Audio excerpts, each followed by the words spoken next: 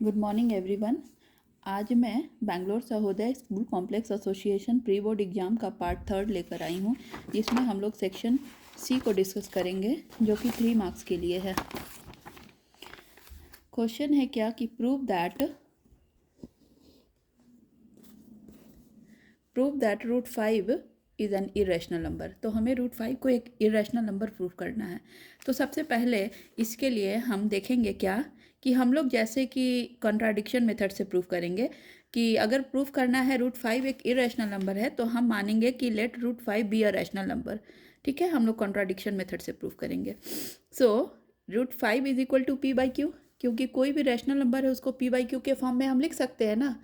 तो अगर p by q के फॉर्म में लिखेंगे तो क्या होगा, where p and q are coprime numbers. Coprime numbers आपको पता है, को प्राइम नंबर्स ऐसे नंबर्स होते हैं जिनका कॉमन फैक्टर बस 1 होता है और 1 के अलावा कोई दूसरा कॉमन फैक्टर नहीं होता है। मतलब वो दोनों नंबर पी और क्यू सिर्फ 1 के टेबल में आएंगे और दूसरे किसी भी टेबल में वो दोनों नहीं आएंगे एक साथ। ठीक है, तो रूट 5 का whole square, squaring both side हम लोग करेंगे, तो रूट 5 का whole square equals to p by q का होल स्क्वायर। तो 5 is equal to P square by q square, इसको यहाँ तक लिख सकते हैं। अब हम क्यू स्क्वायर को लेफ्ट साइड में लेकर जाएंगे तो 5 q square equals to P square. ठीक है, अब देखो यहाँ पर जैसे 5 जो है ना, 5 डिवाइड्स पी स्क्वायर। अगर 5 को मैं इधर ले आऊँगी तो 5 पी स्क्वायर को डिवाइड करेगा। ठीक है, अगर 5 पी स्क्वायर को डिवाइड कर रहा है तो 5 पी को भी डिवाइड करेगा। देखो जैसे अगर 5 के स्क्वायर को डिवाइड करेगा तो 5 को भी डिवाइड करेगा। अगर 9 के स्क्वायर को डिवाइड करेगा तो 9 को भी डिवाइड करेगा। वैसे ही अगर 5 पी स्क्वायर को डिवाइड कर सकता है तो 5 पी को भी डिवाइड करेगा। ठीक है, तो if 5 divides, if 5 divides p square then 5 also divides p. ठीक है, ये हमारा सेकेंड इक्वेशन हो गया। 5 q square is equal to P square, ये फर्स्ट इक्वेशन था। 5 also divides p is our second equation. अब हम 5 पी को डिवाइड करेगा तो p by 5 equals to c. C मतलब पी बाई 5, मतलब 5 डिवाइड्स पी, इसको पी बाई 5 लिख सकते हैं और पी बाई 5 को हमने सी माना है, सी। ठीक है, तो पी इज इक्वल टू 5 सी लिख सकते हैं। अब देखो यहाँ पे ये हमारा थर्ड इक्वेशन हो गया। ठीक है, अब देखो putting the value of third in equation 1। ठीक है, ये जो P is equal to 5c है इसको हम यहाँ पे डाल देंगे, पी स्क्वायर की जगह पे 5c का होल स्क्वायर डाल देंगे। So putting the value of third in equation 1 we have 5q square is equal to P square, that is 5q square is equal to 5c square, 5c का whole square that is 5q square is equal to 25c square. तो Q square is equal to 5c square लिख सकते हैं। Now 5 divides Q square, so 5 also divides Q, therefore 5 divides P and Q both. अब देखो 5 यहाँ पे P को भी डिवाइड कर रहा है और 5 है ना यहाँ पे क्यू को भी डिवाइड कर रहा है। ठीक है, तो from equation 3 and 4 we can say that 5 divides both p and q. अब यहाँ पे हमने तो लेट किया था कि 5 and q are, P and q are coprime numbers, लेकिन यहाँ तो एक फैक्टर आ गया पी एंड क्यू का 5। सो 5 is the factor of P and Q, दोनों पी और क्यू के फैक्टर 5 आ गए हैं। Therefore P and q are not a को प्राइम नंबर्स नाउ। अब पी एंड क्यू को प्राइम नंबर्स नहीं है क्योंकि उसके एक और फैक्टर आ गया है 1 के अलावा, दैट इज 5। ठीक है, as it has other factor than 1, hence our assumption root 5 is a rational number was wrong. जब हमारा p बाई क्यू एक को प्राइम नंबर है ही नहीं तो रूट 5 भी हमारा एक रैशनल नंबर नहीं होगा। Hence we can say that root 5 is an irrational number, hence proved. Now question number 27 देखेंगे कि ABC is a right angle triangle, right angle at B, ABC is a right angle at B such that BC is equal to 6 cm, AB is equal to 8 cm, find the radius of its incircle। तो मान लो AB का length और BC का length दिया है और इस इन circle का रेडियस उन्होंने आपसे पूछा है। तो इसके लिए सबसे पहले हम देखेंगे क्या कि एंगल B 90 डिग्री है। ठीक है, और BC हमें पता है और AB हमें पता है, तो क्या हम AC निकाल सकते हैं बाई पाइथागोरस थ्योरम। AC हमने निकाल दिया, AC 10 cm है। ठीक है, क्योंकि AC square is equal to AB square plus BC square, that is 8 square plus 6 square, that is root 100, इसको हम लोग 10 cm लिख सकते हैं। अब देखो यहाँ से हमें AC का लेंथ पता है। ठीक है, अब सपोज हम BQ और बी पी दोनों टेंजेंट्स है फ्रॉम द सेम पॉइंट, तो दोनों का लेंथ सेम होगा. Tangents from a point are equal. So B Q is equal to P B is equal to x, tangent from a point.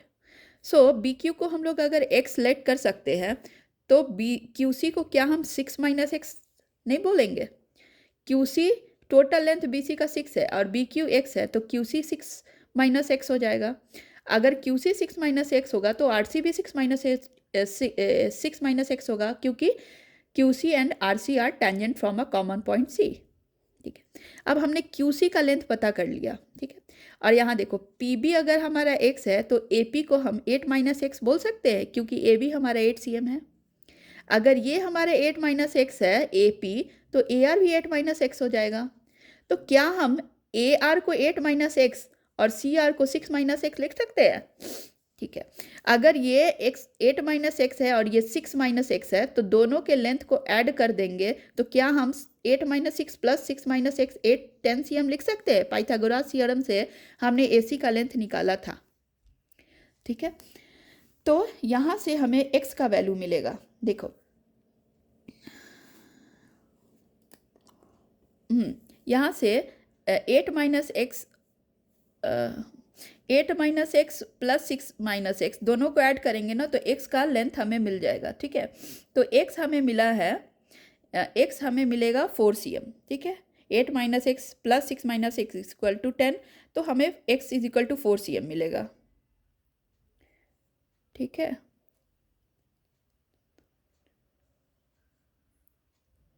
Sorry 2 C m मिलेगा हमें, sorry x हमें 2 सी m मिलेगा. अब देखो ये जो पी ओ क्यू बी, ये जो एक क्वाड्रिलेटरल है, इसको हम स्क्वायर बोल सकते हैं. स्क्वायर कैसे बोलेंगे, देखो angle O P B is 90 degree. ठीक है, रेडियस जो है ना टेंजेंट से पॉइंट ऑफ कांटेक्ट पे 90 डिग्री का एंगल बनाता है, ये हमने पहले से पढ़ रखा है. The radius forms a 90 degree angle with the tangent at point of contact. So O Q B is also 90 degree, O P B is also 90 degree and angle A B Q 90 degree given. So 3 angle 90 degree है, तो 4th angle भी 90 degree होगा. ठीक है, तो अगर ये angle equal है means this is our square. ठीक है, अगर ये हमारा एक स्क्वायर है तो O P equal to P B is equal to B Q is equal to O Q लिख सकते हैं. मतलब क्या कि हमारा जो रेडियस है इस सर्कल का वो 2 सेंटीमीटर हो जाएगा. So radius of the circle is 2 centimetre. ठीक है, आप बोलोगे क्या कि मैम ये रेक्टेंगल भी तो हो सकता है. रेक्टेंगल नहीं हो सकता है. देखो ओ पी और ओ क्यू दोनों क्या है, रेडियस है ना, तो ओ पी और ओ क्यू इक्वल है और all angles are 90 degree, means O P is also equal to B Q and O Q is also equal to P B. ठीक है, नाउ क्वेश्चन नंबर 28 है हमारा. 2 unbiased coins are tossed simultaneously. Find the probability of getting 2 heads, at most 1 head, at least 1 head. ठीक है, at most 1 head, at least 1 head.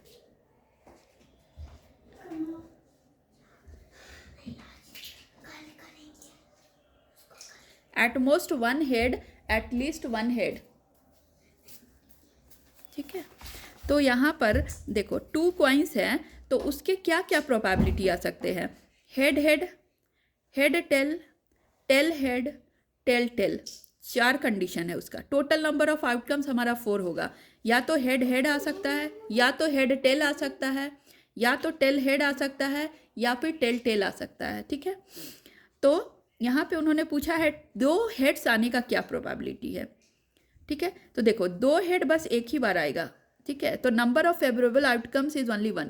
2 head only 1 times आ सकता है, 1 head 2 times आ सकता है. अगर पूछेंगे 3 हेड्स की क्या प्रोबेबिलिटी है, 3 टाइम्स हेड कितनी बार आ सकता है, तो 3/4 होगा. तो यहाँ पे जो हमें पूछा है कि 2 हेड्स का क्या प्रोबेबिलिटी है, तो फेवरेबल आउटकम्स 1 है, टोटल नंबर ऑफ आउटकम्स 4 है. सो 1/4 will be the probability of getting 2 heads. Question number 2 है एट मोस्ट 1 हेड. देखो एट मोस्ट और एट लीस्ट में बच्चे कंफ्यूज होते हैं. एट मोस्ट मतलब होता है 1 और लेस देन 1. वन हो सकता है, या फिर कम से कम वन हेड आए, या फिर नहीं भी आए तो चलेगा. सो वन और less than one head is called at most one head. So probability क्या हो सकता है, वन और एटलीस्ट वन हेड, वन और एटलीस्ट वन हेड का प्रोबेबिलिटी हमारा आ जाएगा 3/4. वन और एटमोस्ट वन हेड का प्रोबेबिलिटी आ जाएगा 3/4. और एटलीस्ट वन हेड में आ जाएगा कि 3 टाइम्स प्रोबेबिलिटी है हेड लाने का, 1 टाइम्स में टेल आएगा. सो 3/4 will be the probability of at least one head. ठीक है. नाउ क्वेश्चन नंबर 29 देखेंगे. इन 29 question number, find the solution of x + 4 = 0 and x + 2y = 8. Graphically, find the area of the polygon obtained by these two lines and x-axis. तो यहाँ पर देखो, x + 2y = 8, x - 8, इसको हम लोग 2y लिख सकते हैं. अब हम x का वैल्यू अगर 0 डालेंगे तो y का वैल्यू -4 आएगा. इस इक्वेशन में x का वैल्यू अगर 2 डालेंगे तो y का वैल्यू हमें -3 आएगा. अगर x का वैल्यू 4 डालेंगे तो y का वैल्यू -2 आएगा. अब हम यहाँ से वैल्यू को पुट करके देखेंगे. ठीक है. x और y, एक 0 डालेंगे तो -4, 2 डालेंगे तो -3, 4 डालेंगे तो -2. इसको हम प्लॉट करेंगे इस ग्राफ पे. x एक्सिस y एक्सिस पे ग्राफ लिए हैं, और यहाँ पे मैंने x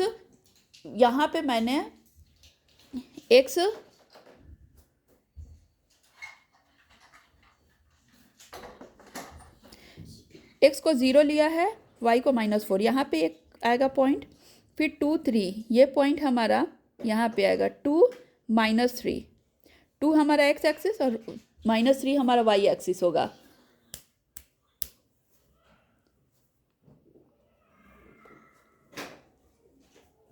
टू -3 और हमारा फिर से 4 - 2 आएगा, एक और पॉइंट. अब इस तीनों पॉइंट को जब हम मिलाकर एक लाइन बनाएंगे तो वो लाइन हमें 8 x एक्सिस पे 8 पे कट करेगा. ठीक है. अब दूसरा उन्होंने इक्वेशन बोला है x + 4 = 0, मतलब x = -4.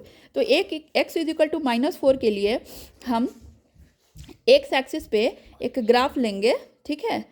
जो कि वहाँ पे y का वैल्यू 0 आना चाहिए. ठीक है. तो हमारा एक ये ग्राफ स्ट्रेट लाइन बनेगा, और ये जो स्ट्रेट लाइन ग्राफ है ना, ये पहले वाले लाइन को कट करेगा b पॉइंट पे. तो हमें b पॉइंट का जो कोऑर्डिनेट मिलेगा वो क्या मिलेगा, -6, -4, 8. और यहाँ पे एक और पॉइंट पे ये कट करेगा x एक्सिस पे, जिसका कोऑर्डिनेट हमें मिलेगा 8, 0. ठीक है. और c पॉइंट पे कोऑर्डिनेट मिलेगा -4, 0. तो अब हमें BC का लेंथ पता करना है. तो BC का लेंथ आप आराम से यहाँ से देख सकते हो, 6 है. BC 6 cm. ठीक है. CA इज आवर, यहाँ से देखो 0 से 8 यूनिट, और 0 से -4, 8 + 4 12 यूनिट. 12 यूनिट.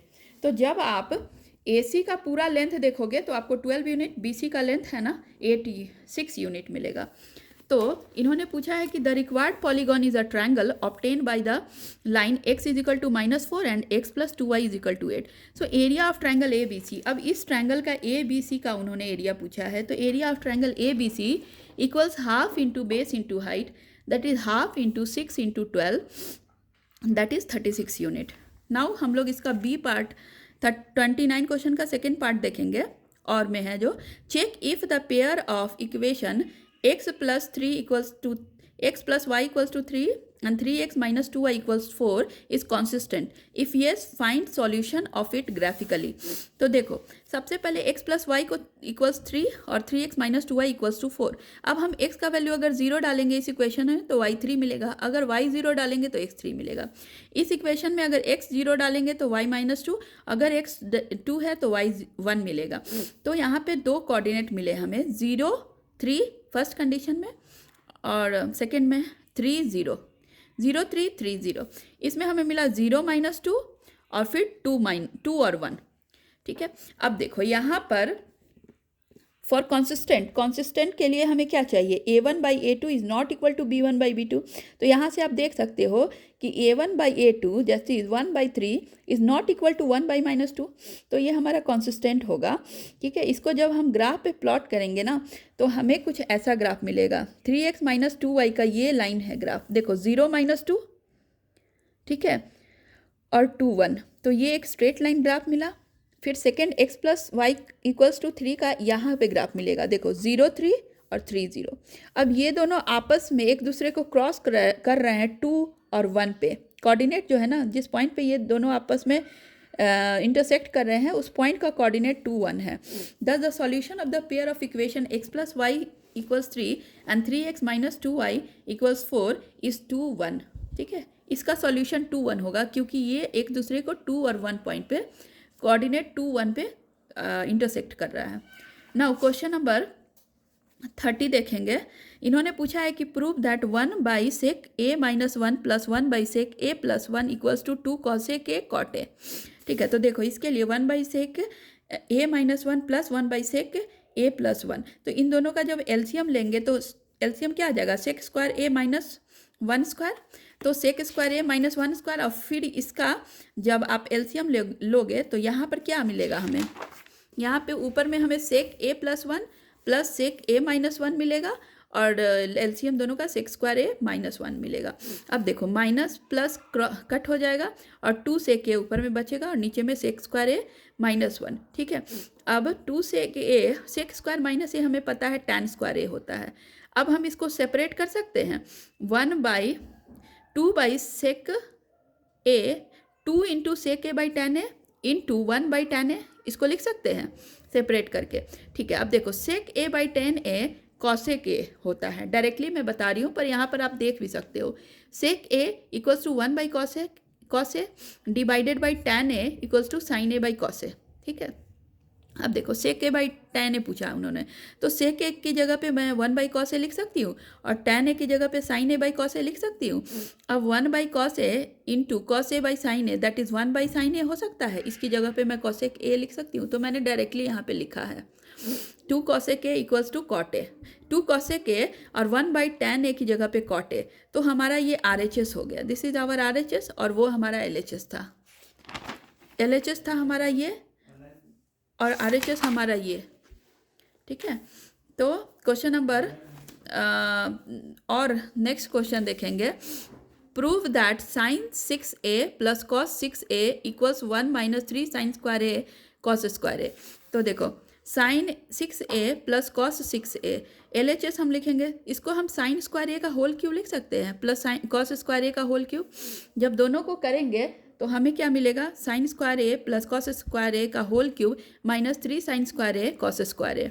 तो इसको हम क्या लिख सकते हैं, sin square a + cos square a का 1 होता है, हमें पता है, तो 1 का cube -3 sin square a cos square a। और यहाँ देखो sin square a cos square a के बदले हम 1 लिख सकते हैं। एक्चुअली ये फार्मूला बेस्ड है, ये ना a³ + b³ के फार्मूला पे इसको हम डाले हैं। a³ + b³ = a + b का whole cube -3ab × a + b होता है, ठीक है। जब आप इसको सॉल्व करोगे ना तो यहाँ 1 का क्यूब आएगा, यहाँ -3 sin square a cos square a आएगा और sin square a cos square के बदले 1 आएगा। तो यहाँ से आंसर हमारा आराम से मिल जाएगा 1 - 3 sin square a cos square a, ये हमारा RHS था। नाउ क्वेश्चन नंबर 31 है कि Santa runs an industry in a shed which is in the shape of a cuboid, ठीक है। ये क्यूबॉइड का शेप का एक शेड है, mounted shape of a cuboids are mounted by a half cylinder, और इसके ऊपर एक हाफ सिलेंडर है, ये क्यूबॉइड है और इसके ऊपर हाफ सिलेंडर है, ठीक है। The base of the shed of dimension 3 metre × 10 metre and the height of the cuboid portion is 3 metre, ठीक है। हाइट ऑफ क्यूबॉइड 3 मीटर है, बेस 10 मीटर है और इसका लेंथ 7 मीटर है। तो आपको इंटीरियर सरफेस एरिया पूछ रहा है।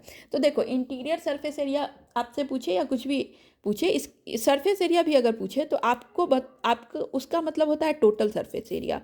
तो आप इस ये जो ऑब्जेक्ट है ना, ये जो शेड है, इस शेड को आप अंदर से कहाँ कहाँ टच कर सकते हो, वही आपको बताना है। तो आप जब इस शेड के अंदर जाओगे तो आप कहाँ टच कर सकते हो, सबसे पहले आप क्यूबॉइड के चारों वॉल पे टच कर सकते हो, फिर आप ये जो सिलेंडर है उसके टॉप को टच कर सकते हो। फिर यहाँ पे 2 सर्कल मिलेगा, सेमी सर्कल, आप उस 2 सेमी सर्कल को टच कर सकते हो। तो सब का एरिया आप निकाल दोगे ना तो वो टोटल सरफेस एरिया हो जाएगा। ठीक है, अब देखो टोटल सरफेस एरिया कैसे निकालोगे। Internal surface area of the shed is equal to curve surface area of cuboid, ठीक है, plus curve surface area of half cylinder plus 2 into area of semi circle. ठीक है, ये करेंगे तो हमें ऐसा पूरा सरफेस एरिया मिल जाएगा जहाँ जहाँ हम टच कर सकते हैं शेड को। तो देखो हाफ सिलेंडर का क्या होता है कर्व सरफेस एरिया। पहले तो एरिया ऑफ क्यूबॉइड देखेंगे, तो 2 into l plus b into h. अब देखो curve surface area of half cylinder क्या हो जाएगा, half into 2 pi r h plus 2 into half 2 pi r square.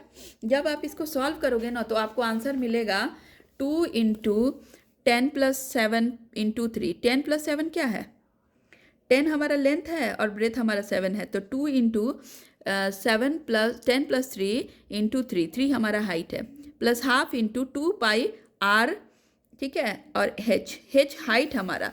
Height किसका है, देखो यहाँ पे हाइट हम ये वाला लेंगे, ठीक है, हाफ सिलेंडर में, ठीक है, और यहाँ पे क्यूबॉइड की केस में हाइट हमारा 3 मीटर था, आप ध्यान रखिएगा। ठीक है, तो यहाँ पर हाइट हमारा हो गया 10, ठीक है, into 2 into half into semi जो है ना सर्कल का semi circle 2 pi r square 22/7 into 3.5।